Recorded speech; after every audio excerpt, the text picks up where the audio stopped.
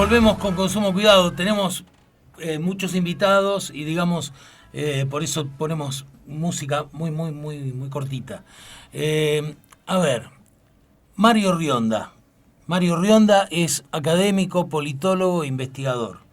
Es un académico, digamos, docente, politólogo, investigador argentino, se desempeña como asesor y consultor comunicacional, político, orientado a estrategias electorales, de comunicación gubernamental y comunicación de crisis para gobiernos y partidos políticos en Argentina y en otros países de Latinoamérica. Y es una persona a la que yo sigo hace muchos años, nunca tuve oportunidad de cruzarme con él, ni en una entrevista, pero lo sigo hace muchos años porque realmente hace lo que propone me mueve, me hace pensar, me cambia el observador que soy y bueno, y me gusta estar en ese estado y él lo provoca.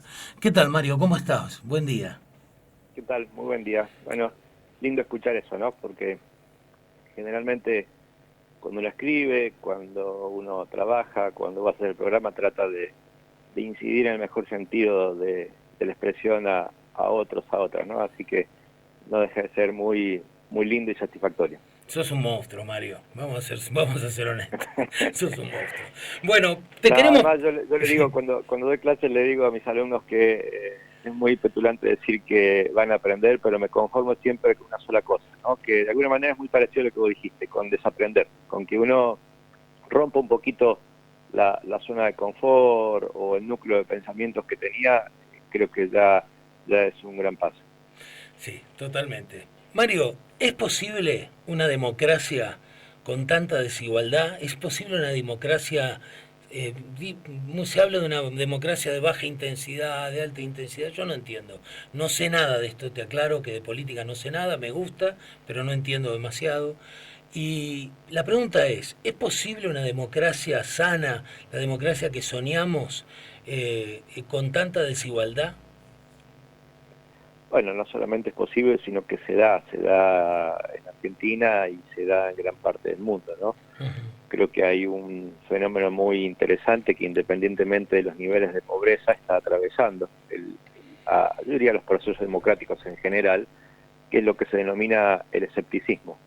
Curiosamente uno diría que el escepticismo tiene que ver con, no sé, una bronca, una situación de impotencia en América Latina. Sin embargo, el escepticismo básicamente brota hace aproximadamente 2 décadas, muy potente en estos días en Europa, Ujú. en donde podríamos definirlo a través de muchos indicadores, pero hay uno que a mí particularmente siempre me impacta, ¿no?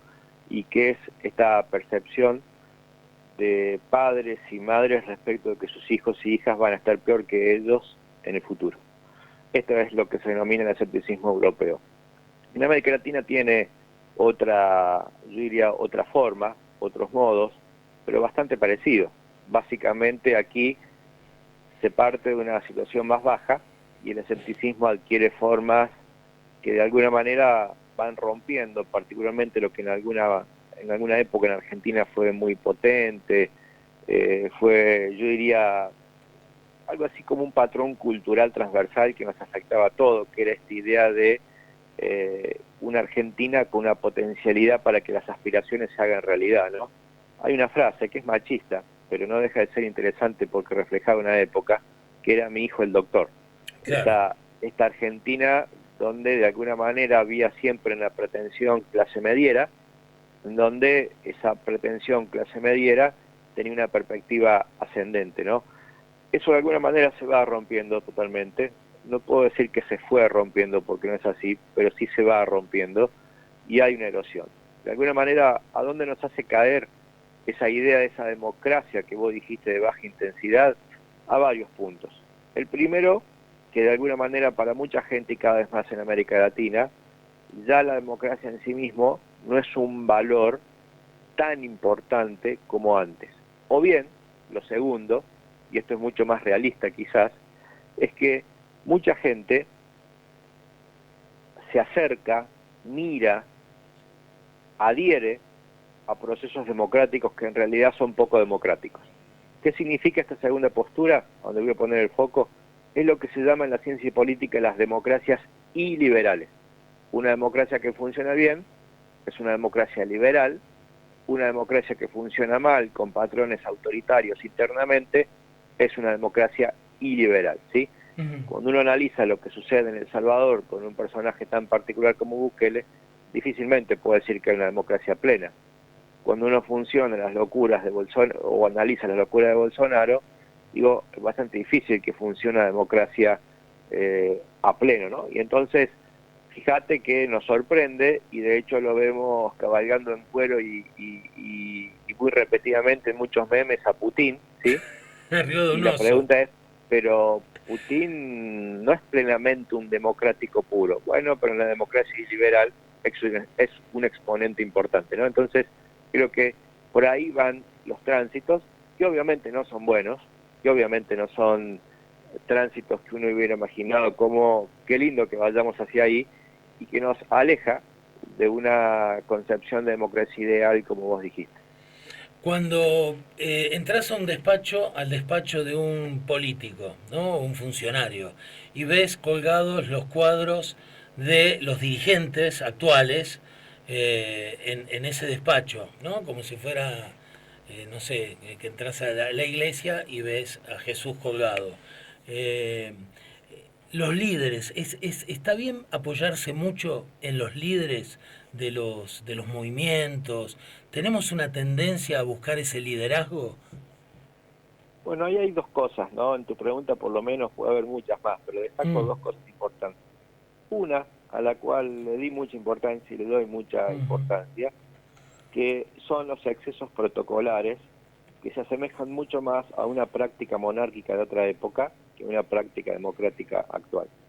Creo que el uso de los protocolos públicos, donde a través del presupuesto del Estado se llenan todas las oficinas públicas como si hubiera que rendirle tributo a los líderes de turno, muchísimos a los cuales no solamente hay que rendirle tributo, sino algunos tendrían que ir presos literalmente, me parece una cosa realmente poco democrática. No voy a usar ningún adjetivo maleducado, poco democrático, ¿sí?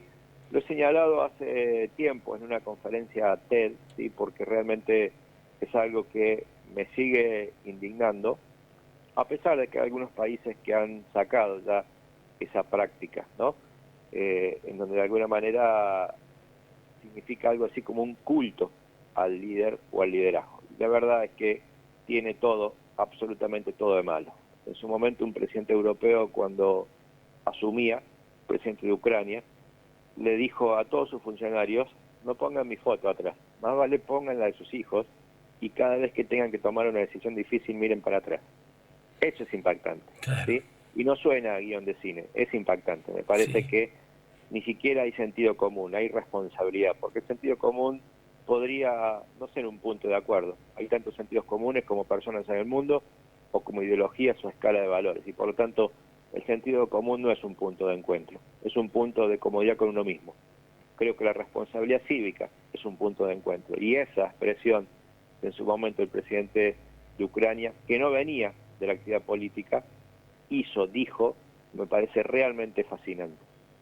Lo segundo, sobre si está bueno confiar en los liderazgos, bueno, en realidad no está ni bueno ni malo, son procesos de alguna manera son propios del momento, en donde la pérdida de confianza en los partidos políticos prácticamente es una cuestión internacional homogénea en todos lados, y entonces aparecen dos cosas que suplantan esa pérdida de confianza o esa erosión en los partidos. Por un lado, la primera, más obvia, es el peso puesto en las personas. Se le llamó personalismo históricamente en la ciencia política, ahora se denomina, o yo lo denomino al menos, hiperpersonalismo. ¿Por qué? Porque el peligro es que estos liderazgos acomodan las instituciones a su gusto. Es decir, no solamente hacen crujir, pujan y tensionan con la institucionalidad existente, sino que la van modelando a su gusto. Y eso es un peligro desde todo punto de vista. Por otro lado, zafan, por así decirlo, cuando la representación decae, ¿sí? Y zafan para con el sistema, o aportando, si se quiere, aire fresco a los sistemas políticos en momentos de desesperanza. Así como es malo acomodar la institucionalidad a su favor, es bueno cuando en momentos de desesperanza la gente confía en alguien, ¿sí? y ante la pérdida de identidad de los partidos políticos, que exista algún nivel de confianza con las personas, que mantengan la estabilidad de los sistemas políticos, donde hay mucha desafección política, evidentemente es algo bueno. Y por otro lado, además de esta nueva hiperpersonalización, que es la continuidad de la personalización, están los movimientos. Yo lo denomino algo así como el movimentismo, ¿no? El movimentismo es la acumulación de causas que hacen que la sociedad se agrupe, coordine, formen tribus para defender esas causas, ¿sí?, con demandas concretas. El movimentismo activa, despierta, contagia y es muy bueno. ¿Cuál es el problema? Que generalmente, a diferencia de un partido que daba identidad más estable a lo largo del tiempo, los movimentismos son más dinámicos, algunas veces sin forma, algunas veces con demandas muy urgentes que si no son satisfechas se tornan bastante complejas en términos de gobernabilidad, ¿sí? Y el gran problema es que estos movimientos o el movimentismo, cuando se transforma en una oferta electoral, como está construido en base a demandas concretas, cuando estas no son satisfechas, los movimientos suelen romperse, suelen hacer perder el apoyo en torno a sus líderes y por lo tanto producen un consenso muy precario o muy fuerte dinámica, movimiento y cambio en el sistema social. El movimiento, la dinámica y el cambio en sí no es malo, pero que un país, una sociedad, una región cambia cada rato su sistema partido político, su sistema político, le da muchísima volatilidad y torna nuevamente, eso que decía recién, a los consensos como demasiado precarios, y eso sí es un peligro. Genial. Mira, tenemos poco tiempo, no queremos distraerte demasiado a vos y me queda una pregunta. Vos, yo sé que vos recorres el mundo con este tema de la Recorría. recorrías. Tenés razón, cambió todo. Tenés el fenómeno Sergio Fajardo, Antanas Mockus en Colombia. ¿Qué opinión tenés de eso? Bueno, son muy distintos, ¿no? Sí, Sergio Fajardo, a la par de Antanas Mockus, es sí, un moderado. Digo porque Antanas Mockus, en sí, términos de lo que fue su imagen política, fue un gran personaje. sí, De es un hecho, lío bárbaro. Sí. fue un caso líder, un caso testigo a nivel internacional, particularmente cuando, a ver, hubo dos etapas de Antanas Mockus, ¿sí? O tres. La primera, la más fabulosa, es cuando él deja de ser rector de la principal universidad pública del país y se convierte en alcalde de Bogotá, donde hace una gran transformación y particularmente por su propia personalidad, sus locuras, ¿no? Él creó un concepto que era, no me acuerdo ahora, hace muchísimo Sí, que no uso ese concepto, pero algo así como la responsabilidad colectiva, ¿no? Que era donde la gente se controla a sí mismo, ¿no? sí. Donde la gente establezca patrones de autocontrol. Entonces regalaba tarjetas con un pulgar rojo cuando la gente se paraba, cuando el conductor se paraba en una senda peatonal en la calle, y entonces generaba un estigma social de incomodidad para el conductor, y cuando se paraba bien, la gente, porque estaba en la calle, las repartían, le ponía un pulgar verde hacia arriba, ¿no? Un tarjetón. Entonces empezó a acostumbrar y a cambiar el hábito de no pararse sobre las cebras de la senda peatonal, por citar un ejemplo, ¿no? Sí, Cuando un cartel se salía de medida pública, la municipalidad, en vez de ir a clausurarle, lo que él iba con todas las cámaras y vestido muy parecido al Chapulín Colorado, con un martillo equivalente, ¿se acuerdan? Al chipote tizón, sí. que era ese martillo de goma del Chapulín, Ujú. lo señalaba y ese comercio quedaba estigmatizado en toda la sociedad. Bueno, esas prácticas, ¿no? Sí, Eh, Muy impensables, donde lo convertía más que en político en personaje. claro. Y la verdad que hizo una gestión muy interesante. Pero luego no le fue tan bien cuando fue candidato a presidente y luego enferma, ¿no? Entonces son como sus tres etapas. Ahora, en la etapa en donde él construye o modifica políticas públicas en base al comportamiento, es impactante. De hecho, gran parte de las cosas, perdón, ahora me acuerdo, fíjate, autorregulación colectiva, esta era la expresión Autorregulación que él colectiva, utilizaba. sí. Entonces, realmente es interesante. Todas prácticas de la sociedad, del comportamiento, que hoy a la distancia hubiera sido fabuloso en términos de la pandemia, donde se necesita muchísima autorregulación colectiva. Claro. Por eso siempre a Mockus lo uso como un verdadero ejemplo, ¿no? Pero bueno, lo peor que le puede pasar al mundo es copiar liderazgo, ¿no? Lo mejor que le puede pasar al Claro. mundo es que los liderazgos sean propios, muy autónomos y obviamente representativos, pero por sobre todas las cosas, liderazgos representativos hubo mucho. liderazgos buenos que hayan modificado políticas, mucho menos, ¿no? Entonces, claro. creo que Antanas Mockus transitó por ese doble carril. ¿Y Fajardo? No, y Fajardo, bien, un político más interesante, más bien moderado, centrista, que ojalá aparezcan estos Fajardos en el momento actual en Colombia, ¿no? Uh-huh. La audiencia probablemente, no sé si estará enterada, Colombia lleva un mes de un paro muy violento, pero el paro tuvo su explosión ayer, anoche particularmente, Uh-huh. en donde el presidente, que es hoy el presidente peor valorado de toda América Latina, acaba de pedir la militarización de la tercera ciudad del país, que es Cali, e incluso con acciones muy violentas en algunas ciudades, incluso cerca de Cali. Yo tuve la oportunidad de conocerla, no solamente a Cali, sino a la ciudad esta, que es Popayán, le llaman la Ciudad Blanca, es una ciudad patrimonio de la humanidad, que es impactante verla, porque si uno la ve, es una ciudad colonial, vieja, blanca, puramente turística, y está literalmente destrozada por las manifestaciones y por la acción policial, ¿no? Ayer acaban de prender fuego la alcaldía. Entonces, nada, a Fajardo lo pongo simplemente como una persona deseable en el marco de su moderación, ¿no? Que ojalá estos personajes o este tipo de liderazgos suman un poquito más la voz o sean más escuchados en este momento. Cerrá la entrevista como quieras.